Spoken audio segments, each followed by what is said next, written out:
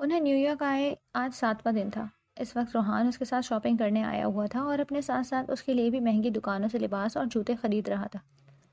ایک شاپ پر اسے ڈسپلے میں میرون رنگ کا خوبصورت سا لانگ اسکرٹ اور ساتھ میں ملٹی اسٹون ورک کی شنیل کی میچنگ شرٹ نظر آئی۔ اس نے سیلز گرل سے کہہ کر علیزے کے سائز میں اسی ڈریس کو منگوایا۔ کیسا ہے؟ وہ علیزے سے پوچھ رہا تھا جو بس پرائس ٹیگ دیکھ رہی تھی۔ یہ بہت مہنگا ہے اور میں ایسے کپڑے نہیں پہنتی، وہ اس خوبصورت لباس سے نگاہ چراتی ہوئی بولی۔ نہیں پہنتی تو اب پہن لو، اس نے لباس علیزے کو تھمایا۔ پلیز اسے پہن کر آؤ، میں دیکھنا چاہتا ہوں کہ یہ تم پر کیسا لگے گا، اس نے درخواست کی۔ علیزہ لباس پکڑتی ہوئی سیلز گرل کی نشاندہی پر چینجنگ روم میں آئی۔ لباس تبدیل کر کے اس نے خود کو آئینے میں دیکھا۔ یہ لباس اس کے جسم پر فٹ آیا تھا اور میرون رنگ اس کی روح کو مزید جلا بخش رہا تھا۔ شرٹ کا گلا تھوڑا بڑا تھا اور اب باہر نکل کر روحان کا سامنا کرنے کی اس میں ہمت نہیں ہو رہی تھی۔ علیزہ باہر نکلو ورنہ میں اندر آ رہا ہوں۔ روحان نے اسے آواز لگائی تو وہ نہ چاہتے ہوئے بھی باہر نکلی۔ اسے دیکھ کر روحان کی آنکھیں چمک اٹھیں۔ تم بہت خوبصورت لگ رہی ہو، اس نے بے ساختہ تعریف کی۔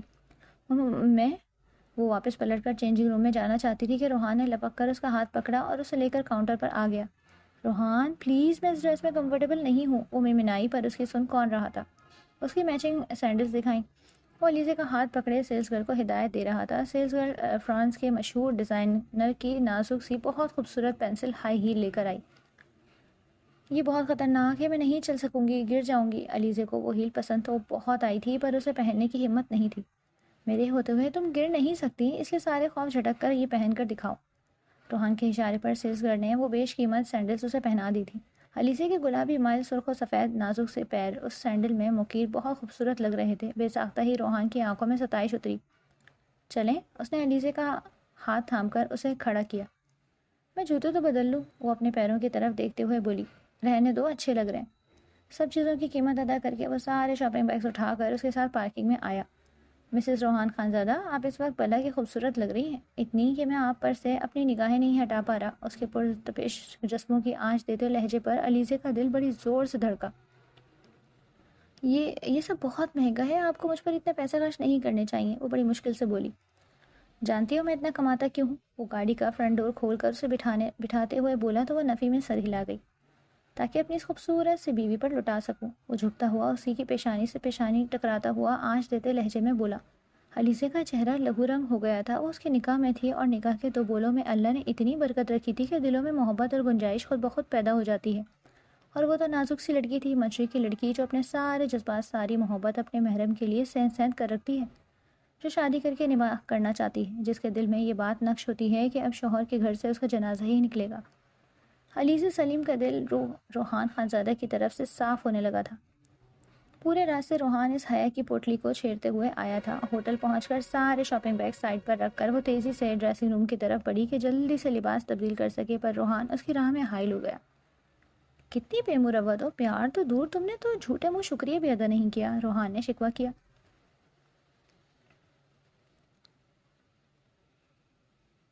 تھینک یو، آپ نے میرے لیے اتنا کیا، علیزہ نے جھکی جھکی نگاہوں سے اس کا شکریہ ادا کیا۔ تھینک یو مسز، آپ نے میرا تحفہ قبول کیا اور اس لباس کو پہنا، روحان نے اس کا ہاتھ تھاما۔ آئی ایم سوری علیزہ، میں نے تمہارا دل دکھایا، تم سے زبردستی نکاح کیا، پر میں تمہارے بغیر نہیں رہ سکتا، تمہیں کھو دینے کا احساس میری جان نکال رہا تھا، کیا تم اپنے اس دیوانے کو معاف کر سکتی ہو؟ وہ کھڑوس مغرور انسان دنیا جس کے قدموں میں تھی آج اسے معافی کا طلبگار تھا۔ علیزہ کا دل بری طرح سے دھڑک رہا تھا۔ ایک لڑکی کو عزت ہی تو چاہیے ہوتی ہے، اور آج روحان خانزادہ اسے عزت دیتے ہوئے فرش سے عرش پر بٹھا رہا تھا تو وہ کیوں نہ پگھلتی۔ میں منتظر ہوں علیزہ، اس کی اٹھتی گرتی پلکوں کی جھالر کو دیکھ رہا تھا۔ آپ، علیزہ کے لب ہلے، اس نے اس بات میں سر ہلایا اور دونوں ہاتھوں سے اپنا چہرہ چھپا لیا۔ تھینکس فار دس آنر، میں ہمیشہ تمہیں اپنے دل سے لگا کر رکھوں گا۔ روحان نے سرشار ہو کر اسے سینے سے لگا لیا۔ مجھ سے جتنے بھی گلے شکوے ہیں آج سب کہہ دو، سب ختم کر دو اور اپنا وجود اپنے محافظ کو سونپ دو، قسم سے جان سے بڑھ کر تمہاری حفاظت کروں گا۔ وہ سرگوشیاں کر رہا تھا اور علیزہ کے دل میں بسی ساری کثافت ختم ہونے لگی تھی۔ وہ اس سے بدظن تھی، ناراض تھی، پر اس نے کبھی تصور بھی نہیں کیا تھا کہ روحان جیسا انا پرست مرد اس طرح سے اس سے معافی مانگے گا۔ میں اپنا اعتبار آپ کو سونپ رہی ہوں، بس اسے ٹھیس مت پہنچائیے گا۔ وہ اس کے سینے پر سر رکھے ہوئے تھی۔ زہ نصیب جانا، روحان کا والہانہ پن اس کی پیش قدمی سے گھبرا کر وہ پیچھے ہٹنے کی کوشش کرنے لگی، پر سب بے سود، کہ اب فرار ہونا ممکن نہیں تھا۔ دل کی دھڑکن اس کے قریب کی آنچ میں مزید اتھل پتھل ہوئی تھی. وہ اس کے اتنے قریب تھا کہ ذرا سا سر جھکا کر اس کے چہرے تک رسائی مشکل نہ تھی. ابھی وہ سوچ ہی رہی تھی کہ روحان نے جھک کر اس کی پیشانی کو ہولے سے چوما. دل کی تپتی سرزمین پر بارش کا پہلا چھینٹا پڑا تھا. گھبرا کر اس سے الگ ہونے کے لیے اس کے سینے پر ہاتھ رکھا ہی تھا کہ روحان کے دل کی دھڑکن اس کی ہتھیلی کے ذریعے اس کے دل تک آئی. اس نے ایک بار کی نگاہ اٹھا کر اسے دیکھا. وہ بھی اسے وارفتگی سے دیکھ رہا تھا. دونوں طرف آنکھ برابر لگی ہوئی تھی. مخمور لہجے میں کہتے ہوئے اس نے بائیں آنکھ کا کونا دبایا. اگلے ہی پل وہ اسے ایک گڑیا کی طرح دونوں باہوں میں اٹھائے بیڈ کی طرف بڑھا. شرم سے علیزے کی آنکھیں جھکی جا رہی تھی. بس نہیں چل رہا تھا کہ وہ کہیں غائب ہو جائے. وہ اسے یوں ہی باہوں میں اٹھائے بیڈ تک لایا اور کسی کانچ کی نازک گڑیا کی طرح بہت پیار اور محبت سے اسے بیڈ پہ بٹھا دیا. قبل اس کے کہ وہ آگے ہو کر خود جوتا اتارتی، روحان نے اس کے نازک دوریا پاؤں سے وہ ہیل اتاری جو اسے شام سے بےقرار کر رہی تھی اور بڑی نرمی سے اس کے پیر کے تلوے کو سہلایا. گدگدی کے خفیف سے احساس سے وہ کسمسائی اور اپنا پاؤں پیچھے کھینچنا چاہا تھا کہ روحان نے اس کا ارادہ بھانپ کر اس کی پنڈلی بے گرفت مضبوط کی اور اگلے پل ایک جھٹکے سے اسے کھینچ کر اس طرح اپنے قریب کیا کہ علیزے کا نازک سا وجود اس کے نیچے چھپ گیا. اس کا دل اتنی زور سے دھڑکنے لگا جیسے پسلیوں کی دیواروں کو توڑ کر ابھی باہر آ جائے گا. اس پر متضاد یہ کہ روحان کے جذبات سے لبریز نگاہیں. آج کی رات شادی کے بعد علیزے کی زندگی کی سب سے حسین رات تھی، جب وہ اپنے محبوب شوہر کے کرب و وصال کی نئی لذتوں سے آشنا ہوئی. وقت تو جیسے پڑ لگا کر اڑ گیا. 7 دن پورے ہو چکے تھے. روحان نے اپنا قیام مزید 1 ہفتہ بڑھا لیا. ان گزرے دنوں میں علیزے اس کی سنگت میں مہکنے لگی تھی. اس کے چہرے پر حیا کے رنگ اور پلکیں قربتوں کے بوجھ سے ہم وقت بوجھل رہنے لگی. تو دوسری طرف روحان کی سرشاری کا کوئی عالم نہ تھا. ایک باحیا نیک سیرت بیوی اس کے لیے کسی انعام سے کم نہیں تھی. 15 دن بعد وہ دونوں پاکستان لوٹے تو سب گھر والے ان دونوں کو یوں خوش و خرم دیکھ کر حیران رہ گئے. علیزے کا رنگ روپ روحان کی قربت میں مزید نکھر گیا تھا. روحان حسب عادت جاگنگ کے لیے نکل چکا تھا. علیزے فجر کی نماز پڑھ کر دوبارہ سونے کے بجائے بکھرا کمرہ سمیٹ کر اپنے لمبے بالوں کو جوڑے میں سمیٹتی ہوئی نیچے لان میں چلی آئی، جہاں ٹھنڈی ہوا اور شبنمی گھاس کی ٹھنڈک نے اس کا موڈ خوشگوار کر دیا. وہ روحان خانزادہ کے ساتھ کو قبول کر چکی تھی اور اس کا شوہر تھا، اور اب جب وہ خود آگے بڑھ کر اسے پیار، محبت اور سب سے بڑھ کر عزت دے رہا تھا تو وہ چاہ کر بھی اس کی پیش قدمی روک نہ سکی. اور نیو یارک میں گزرے دن تو جیسے اس کی زندگی کے خوبصورت ترین دنوں میں سے تھے، جو ہمیشہ اس کی یادوں میں زندہ رہنے والے تھے. تقریباً آدھا گھنٹہ ٹہلنے کے بعد جب لان میں نرم گرم سی دھوپ اترنے لگی تو وہ روحان کے لیے ناشتہ بنانے کا سوچ کر اندر کچن کی طرف چلی آئی، جہاں شاہانہ بیگم کی نگرانی میں ملازمین ناشتہ تیار کر رہے تھے. انہیں سلام کرتی ہوئی کچن میں آئی اور فریج کھول کر تازہ موسمیاں نکال کر جوس بنانے کی تیاری کرنے لگی. علیزے، جوس کے ساتھ روحان کا ہاف بوائل انڈے ضرور دے دینا، شاہانہ بیگم نے نرمی سے اسے ہدایت دی. وہ اسے اپنی بہو تسلیم کر چکی تھیں اور جب تسلیم کر ہی لیا تھا تو اپنا مان کر اسے پیار اور عزت دینے میں انہیں کوئی تعمل نہ تھا. انیتا جو یونیورسٹی کے لیے نکلنے والی تھی، ناشتے کے لیے کچن میں آئی تو علیزے اور شاہانہ بیگم کو ایک ساتھ ناشتے کے لیے تیار کرتے دیکھ حسد کی ایک لہر اس کی رگ رگ میں اتر گئی. وہ تیزی سے شاہانہ بیگم کے پاس آئی. آپ کیوں کام کر رہی ہیں؟ اس نے شاہانہ بیگم کے ہاتھ سے چائے کی کیتلی لے کر سائڈ پر پرکھی. کیا ہو گیا انیتا؟ یہ تو روز کے کام ہے اور جانتی تو ہو تمہارے انکل کو ملازمین کے ہاتھ کا ناشتہ پسند نہیں. شاہانہ بیگم نے اسے ٹوکا. تو یہ انیتا نے دانت پیس کر علیزے کی طرف اشارہ کیا. اس مہارانی کو کیا آپ صرف اپنے بیٹے کی راتیں رنگین کرنے کے لیے لائی ہیں؟ اس سے کام کروائیں اور اب آپ میرے ساتھ چلیں. وہ علیزے کو نفرت سے دیکھتے ہوئے زہرخند لہجے میں بولی. انیتا؟ شاہانہ بیگم تو اس کی زبان کے جوہر دیکھ کر حیران پریشان رہ گئی تھیں.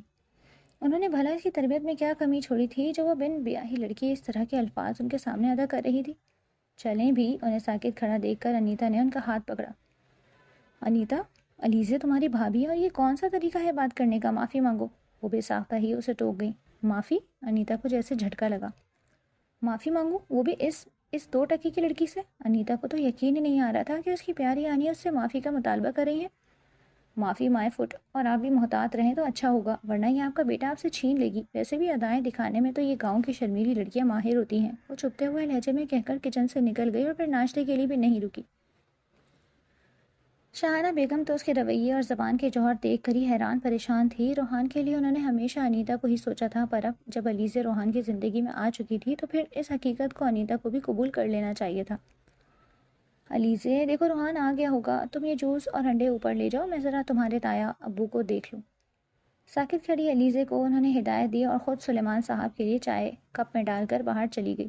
انہوں نے سوچ لیا تھا کہ ابھی اسی وقت سلیمان صاحب سے بات کر کے وہ انیتا کے لیے آئے رشتے کو قبول کر لیں گی.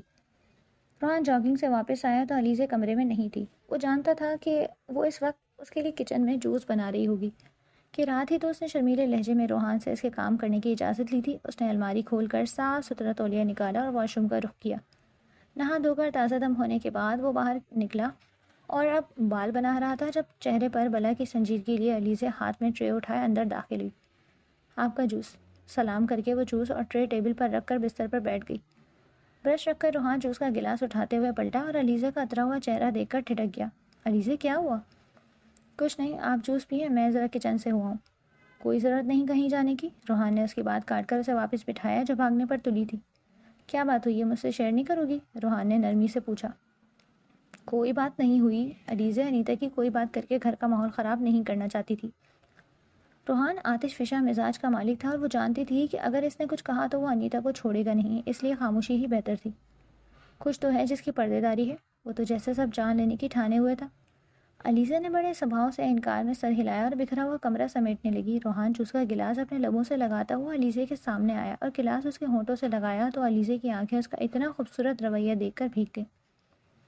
بھلا کون سی لڑکی ہوگی جسے اپنے شوہر سے محبت کی تمنا نہ ہو، محبت بھی ایسی جو احترام کے ساتھ ملے، اور روحان نہ صرف اس کا دیوانہ تھا بلکہ اس کی عزت بھی کرنے لگا تھا۔ طائب وہ ناشتے پر آ گئے ہوں گے، جلدی کریں۔ وہ اس کی بولتی نگاہوں سے گھبرا کر جلدی سے 2 قدم پیچھے ہٹی اور باہر کا رخ کیا۔ روحان نے تیزی سے اسے بازو سے پکڑ کر اسے باہر جانے سے روکا۔ نظریں اس کے سنجیدہ سے ستے ہوئے چہرے پر جمی تھیں۔ تم کچھ نہ کہو، پھر بھی میں جانتا ہوں کہ نیچے کوئی نہ کوئی بات ایسی ضرور ہوئی ہے جس سے تمہارا دل دکھا ہے، اور میں وہ بات جان کر ہی رہوں گا۔ ایسا کچھ نہیں ہے، پلیز آپ ان سب باتوں کو چھوڑیں اور نیچے چلیں، سب انتظار کر رہے ہوں گے۔ وہ اپنا بازو آہستگی سے اس کی گرفت سے چھڑاتی ہوئی کمرے سے نکلی تو روحان بھی اسی کے پیچھے ہی نیچے چلا گیا، جہاں سلیمان صاحب اخبار پھیلائے چائے پی رہے تھے۔ سلیمان صاحب، میں کہہ دے رہی ہوں کہ بس مہینے بھر میں انیتا کو رخصت کر دیں۔ بچی ہے، نادان ہے، آپ اسے پیار سے سمجھائیں، یوں اچانک شادی کر دینا مناسب نہیں۔ وہ سکون سے بولتے ہوئے دوبارہ اخبار کی سرخیوں کی طرف متوجہ ہوئے تو شاہانہ بیگم کا خون کھول اٹھا۔ وہ اب اتنی بھی نادان اور ناسمجھ نہیں ہے، اور میری سمجھ سے باہر ہے کہ آپ اس معاملے کو سنجیدگی سے کیوں نہیں لے رہے۔ اب جب روحان کی شادی ہو چکی ہے تو انیتا کو گھر بٹھانے کا کوئی جواز نہیں۔ وہ خفا ہوئی۔ دل میں ایک چور بھی تھا کہ کہیں انیتا کی وجہ سے روحان کا گھر خراب نہ ہو جائے۔ وہ اچھی طرح سے جانتی تھی کہ کوئی بھی لڑکی ایسے کسی بھی لڑکے سے نباہ نہیں کرے گی جو باپ نہ بن سکتا ہو، اسی لیے وہ روحان اور علیزے کے رشتے کو بچانے کے لیے کسی بھی حد سے گزر جانے کے لیے تیار تھی۔ روحان، آج شام جلدی آ جانا، انیتا کے رشتے والے آ رہے ہیں، ہم آج ہی شادی کی ڈیٹ فائنل کر دیں گے۔ شاہانہ بیگم کی بات سن کر وہ چونکا اور پھر اسبات میں سر ہلاتا ہوا اپنے ناشتے کی طرف متوجہ ہو گیا۔ بیگم، آپ ہتھیلی پر سرسوں کیوں جمانا چاہ رہی ہیں؟ رشتے ناتے عمر بھر کا معاملہ ہوتے ہیں، انہیں یوں جلد بازی میں طے نہیں کرنا چاہیے، سلیمان صاحب نے انہیں سمجھانا چاہا۔ سلیمان، آپ سمجھ کیوں نہیں رہے؟ انیتا اگر اس گھر میں رہی تو روحان اور علیزے کے لیے مسئلہ بھی بن سکتی ہے۔ انہوں نے کمزور سے لہجے میں دبے دبے انداز میں انہیں سمجھانے کی کوشش کی۔ ڈیڈ، مما ٹھیک کہہ رہی ہیں، آپ انیتا کی شادی کر دیں، وہ اپنی زندگی میں آگے بڑھے، یہی بہتر ہے، روحان نے سنجیدگی سے کہا تو سلیمان صاحب پرسوچ انداز میں سر ہلا کر رہ گئے۔